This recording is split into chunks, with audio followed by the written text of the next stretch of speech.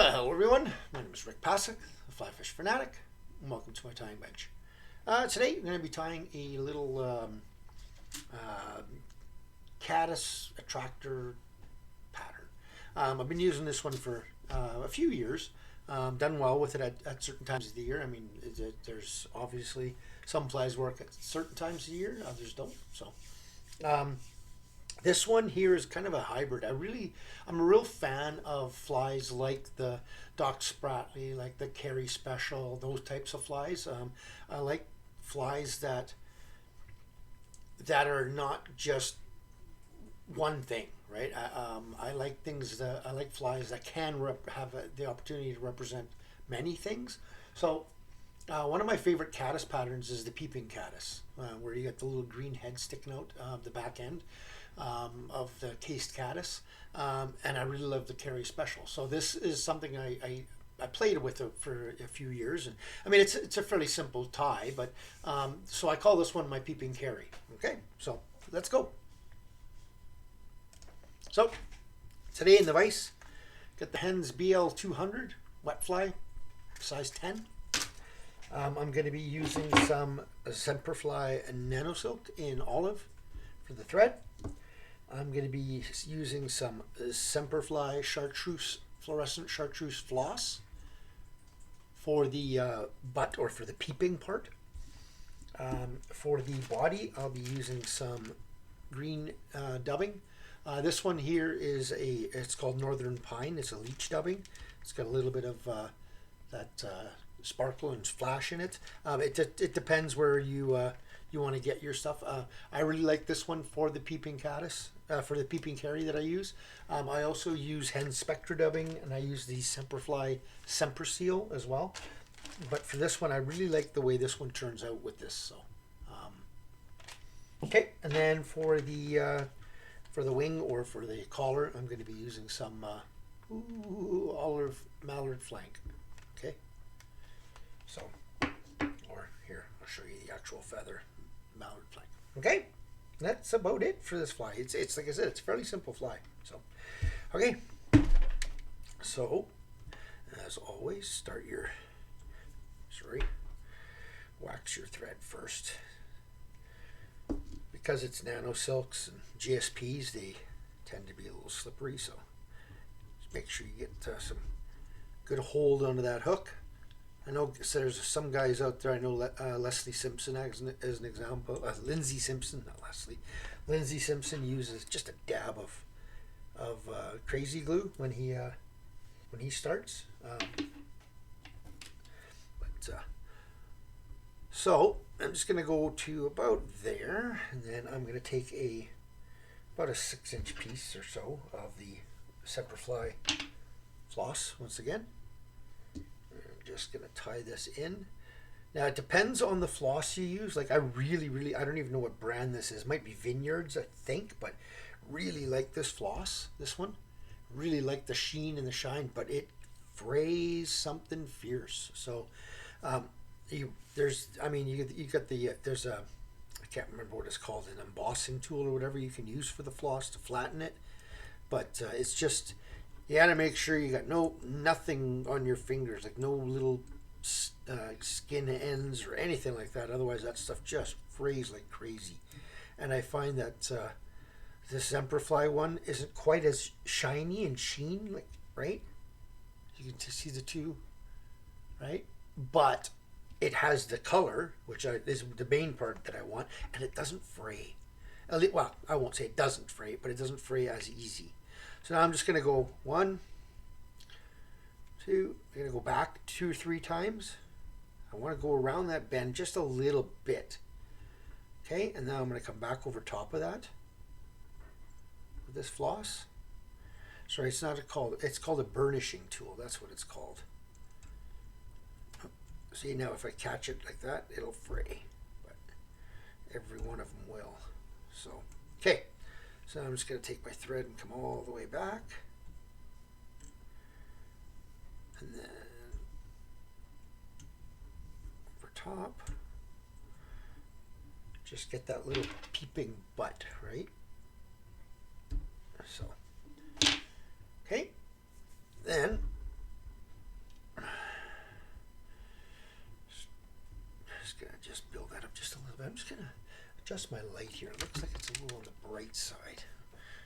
if it, yeah, that'll make it look a little bit better. So now you can take your nail and just burnish that a bit, or if you've got a burnishing tool, do that, or take your, right, and it just, what all that does is just helps smoothen that out and make it a little bit, not quite as bumpy, but I'm not that picky, so it doesn't really bother me. So now I'm going to come up, I'm going to leave a couple of eyes, hook eye gap of room. I'm going to give myself, wax my thread. I'm going to open my dubbing pack up here and just get a little bit out. So I'm ready. I don't need a ton of dubbing for this one. So just a little bit, okay? And then I'm just going to line up all my fibers. There we go. And I'm going to make a dubbing loop. Come back. Move away.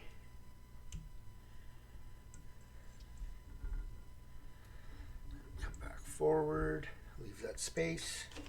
Attach my dubbing spinner. Put in my dubbing. Spread that out. So it's all spread. Spin. Whoa. Too aggressive. I like actually turning my vise like that, so when I do spin, it doesn't get hooked onto the hook, onto the tip. So just give it a good spin. Keep your thread out of the way. Give it another good spin. Come back around. Then I take my dubbing brush. Just give it a little bit of a pick out. Make sure I get anything that's loose. And then I'll start right at the back.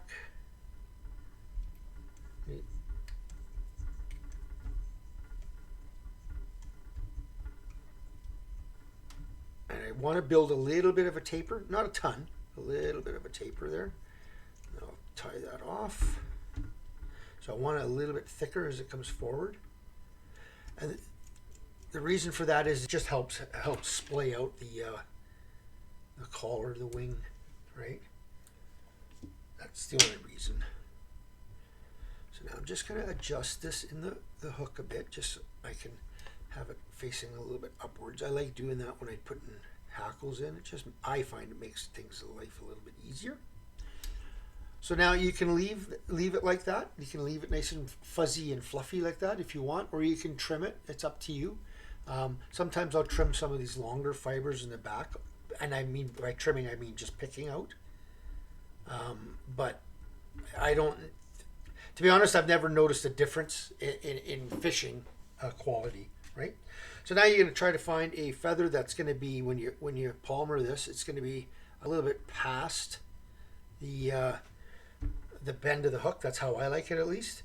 So I'm just going to prep my feather by getting rid of all my fluff on the butt end, and then take a little bit more off. There we go. And now I'm going to expose the tip, because I'm going to tie this in by the tip. So I'm just exposing that tip, stroking all my feathers back carefully.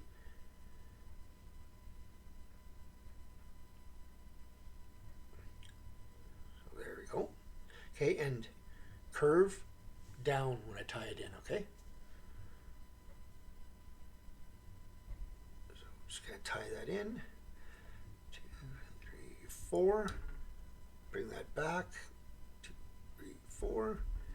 And like I said, like I've said in my previous videos, if you like the looks of that, you can just leave that in, the tip. I don't like on this one. It looks like it's bunched together too much, so I'm just going to cut that tip out.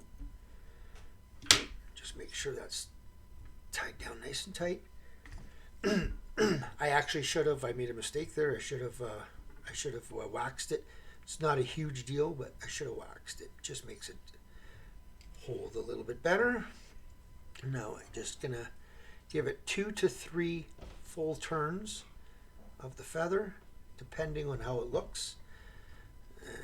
And I will use this whole one up, which is good. So that's a little bit, when I come back, because I see how it crowded my head a bit. So I'm gonna actually start this one a little bit further back. Just, there we go. One. I don't want it to crowd my eye, right? So there. 2, 3. Let it go. Stroke all that back, including the waist there. Build a little bit of a head here. Whip finish.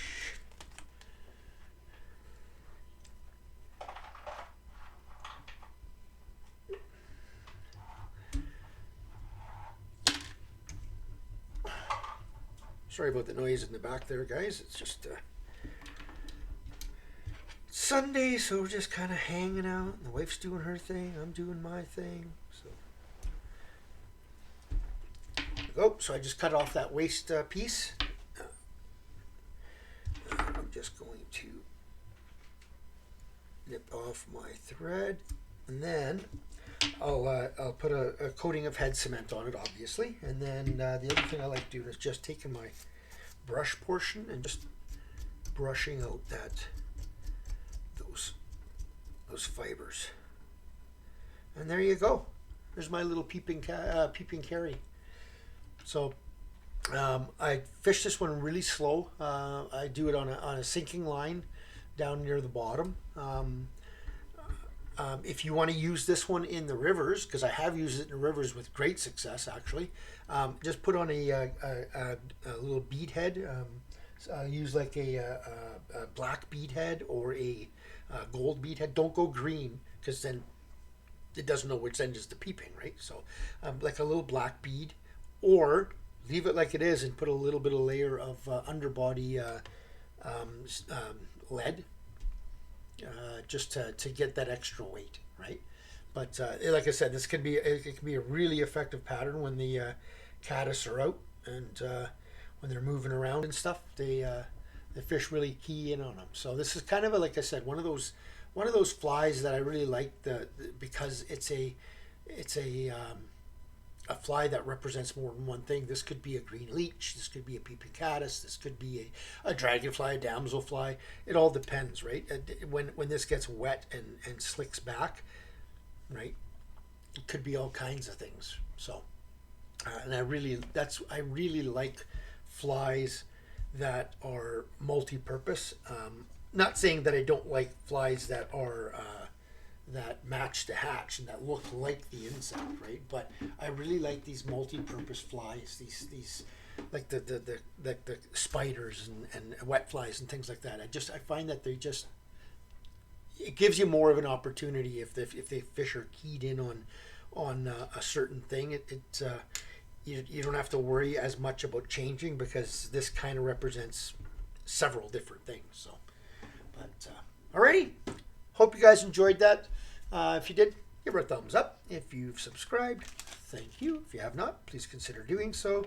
Pass on the message to your buddies and stuff that are learning how to tie, and that even guys that know how to tie already, just for new patterns, let them know about my site. And yeah, I post at least twice a week during the summertime and 3 times a week during the winter. So hope you guys enjoyed it. Tie lines.